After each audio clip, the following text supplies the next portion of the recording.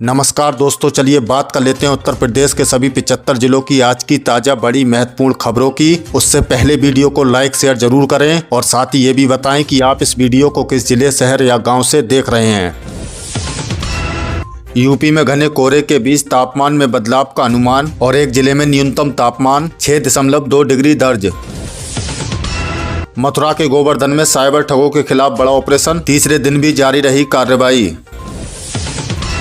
गोरखपुर में औद्योगिक विकास को नई रफ्तार, सरकार ने 400 एकड़ जमीन के अधिग्रहण को मंजूरी दी। यूपी में 6 महीने के लिए ESMA लागू, सरकारी कर्मचारियों की हड़ताल पर पूर्ण प्रतिबंध। आयुष क्षेत्र को बढ़ावा देने के लिए यूपी सरकार नई नीति लाने की तैयारी में, निवेश और अनुसंधान पर होगा जोर। बदायूं में घुसपैठियों के विरुद्ध पुलिस प्रशासन का बड़ा अभियान, कई संदिग्धों को हिरासत में लिया गया। मथुरा में ऑपरेशन बजरंग के तहत साइबर ठगी के बड़े नेटवर्क का भांडाफोड़, 37 आरोपियों को जेल भेजा। मेरठ में हाईकोर्ट बेंच की मांग को लेकर 17 दिसंबर को मेरठ बंद, व्यापारियों ने समर्थन दिया।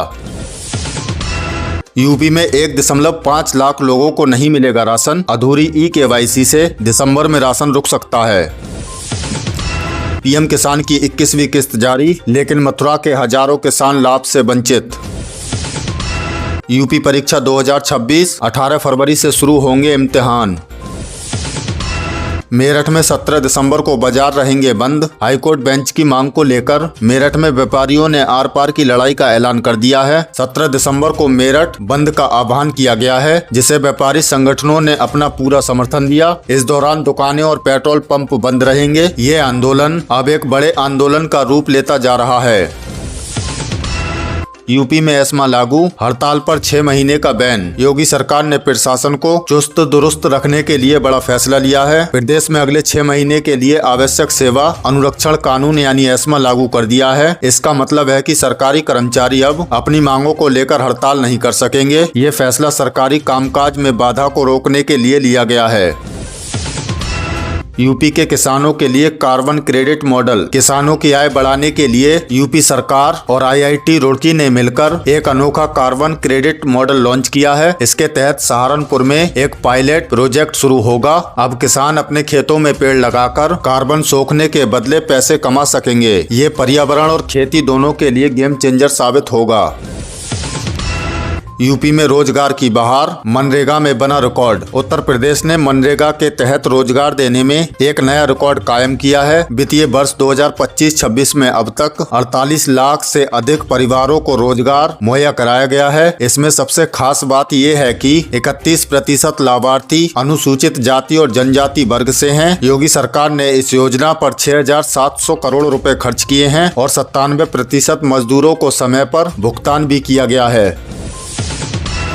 मोदी का लखनऊ दौरा, 400 बसें होंगी डाइवर्ट। प्रधानमंत्री नरेंद्र मोदी लखनऊ दौरे के लिए रोडवेज की 400 बसों की ड्यूटी लगाई गई है। PM मोदी 25 दिसंबर को लखनऊ के बसंत कुंज में राष्ट्र प्रेरणा स्थल का उद्घाटन करेंगे और एक जनसभा को संबोधित करेंगे। अधिकारियों के मुताबिक लखनऊ, कानपुर, अयोध्या और वाराणसी समेत कई जिलों की बसें रैली में कार्यकर्ताओं को लाने के लिए भेजी जाएंगी।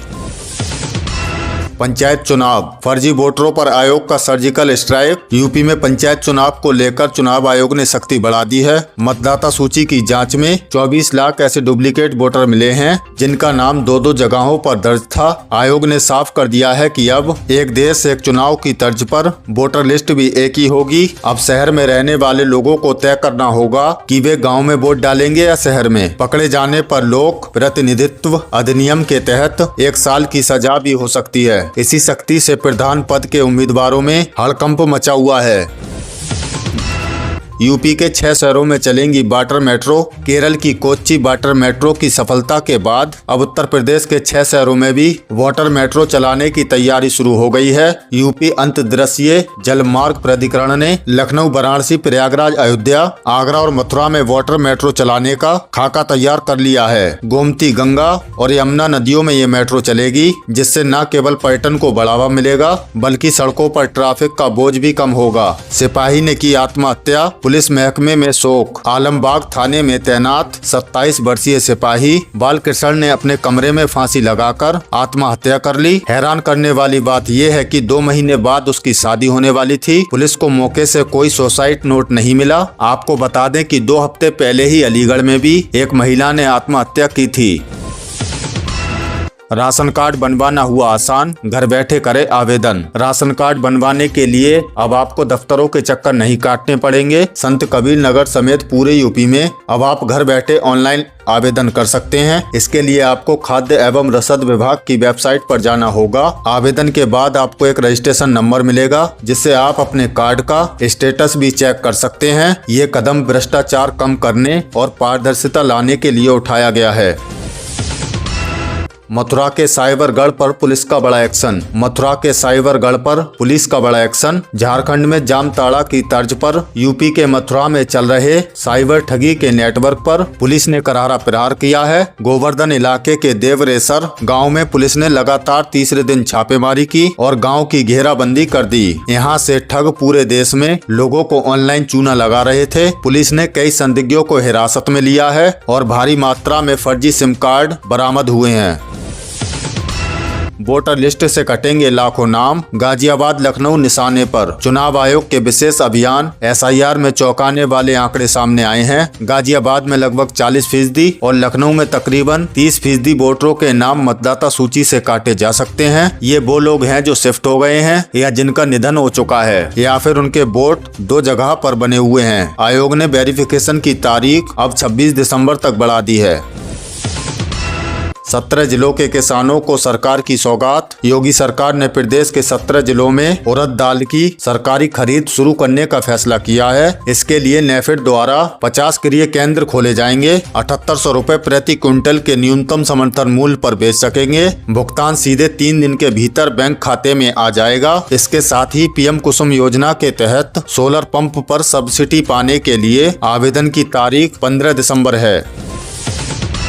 कड़ाके की ठंड और कोहरे का अलर्ट। मौसम विभाग IMD ने 14 दिसंबर तक उत्तर प्रदेश में शीतलहर और घने कोहरे का अलर्ट जारी किया है। खास तौर पर तराई वाले जिले जैसे पीलीभीत, लखीमपुर खीरी, बहराइच और गोरखपुर में विजिबिलिटी बहुत कम रहने वाली है। हालांकि पश्चिमी विक्षोभ के कारण अगले 2 दिनों में तापमान में 2 से 4 डिग्री की मामूली बढ़ोतरी हो सकती है, लेकिन ठंड से राहत की उम्मीद कम ही है।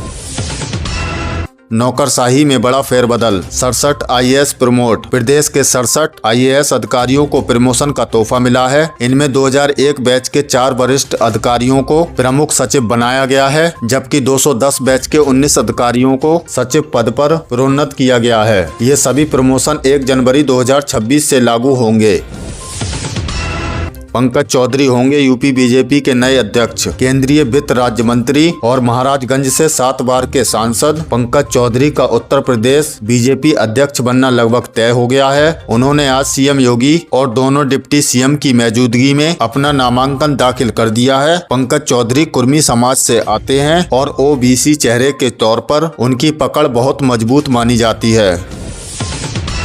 यूपी में 1700 शिक्षकों की भर्ती शुरू। 15 दिसंबर से आवेदन। उत्तर प्रदेश के उच्च प्राथमिक विद्यालयों में विज्ञान और गणित के 1700 सहायक अध्यापकों की भर्ती प्रक्रिया शुरू होने जा रही है। सुप्रीम कोर्ट के आदेश के बाद बेसिक शिक्षा परिषद ने ये फैसला लिया है। 15 दिसंबर 2025 से ऑनलाइन आवेदन लिए जाएंगे। ये भर्ती उन अभ्यर्थियों के लिए है जिन्होंने 31 दिसंबर 2019 से पहले याचिका दायर की थी और जो मेरिट में आने के बावजूद नियुक्ति से वंचित रह गए थे।